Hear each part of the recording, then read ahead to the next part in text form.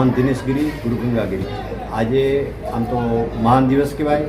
ભગવાન દેવાધિ મહાદેવનો મહાશિવરાત્રિનો દિવસ છે અને આ ભારતના પશ્ચિમ છેડા ઉપર આવેલું પ્રાચીન મંદિર કે જે ત્રેતાયુગના વખતની જ્યારે રાવણને અમર થવા માટે લિંગ આપ્યું એ લિંગ અહીંયા રાવણ પાસેથી જે દેવો છોડાવે છે અને કોઠી લિંગ બની ગયા હોય અને એના ઉપરથી કોટેશ્વર નામ પડે છે.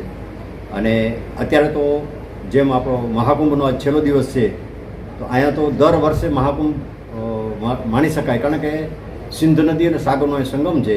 અને ત્રીજું આપણું સરોવર છે નારાયણ સરોવર પવિત્ર, અને એના ઉપર ભગવાન દેવાધિદેવ મહાદેવ અહીં બિરાજમાન છે.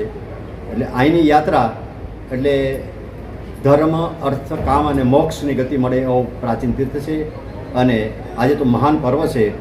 આજે શિવરાત્રિના મહા દિવસે ભગવાન દેવાધિદેવની મહાઆરતી તેમજ આજે ભંડારાનો પણ પ્રસાદ ચાલુ છે.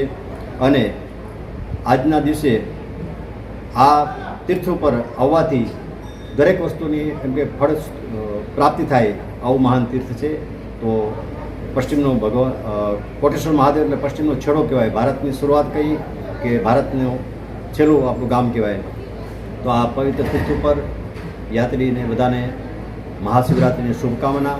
અને આ યાત્રા સ્થળ આપણું ચારે ધામની યાત્રા કરવા ગયા હોય એમાં કોઈ તીર્થ આપણાથી રહી ગયું હોય જાણતા અજાણતા તો ભોળાનાથના દર્શન અને સરોવરનું સ્નાન કરવાથી ચારે ધામની યાત્રાનો એક ફળ પ્રાપ્ત થાય છે. અને એક આપણું હિંગળાજ માતાજીનું મૂળ સ્થાન પાકિસ્તાન બલુચિસ્તાનમાં આવેલું છે. અગાઉના જમાનામાં વાણમાં બેસીને કોટેશ્વર જૂનામાં જૂનું બંદર હતું, ત્યાં યાત્રા કરી પાછા આવે એટલે અહીંયા એક છડી રાખી અને એક છાપ લેતા આગળના જમાના કે મારી ચાર ધામની યાત્રા પૂરી થઈ.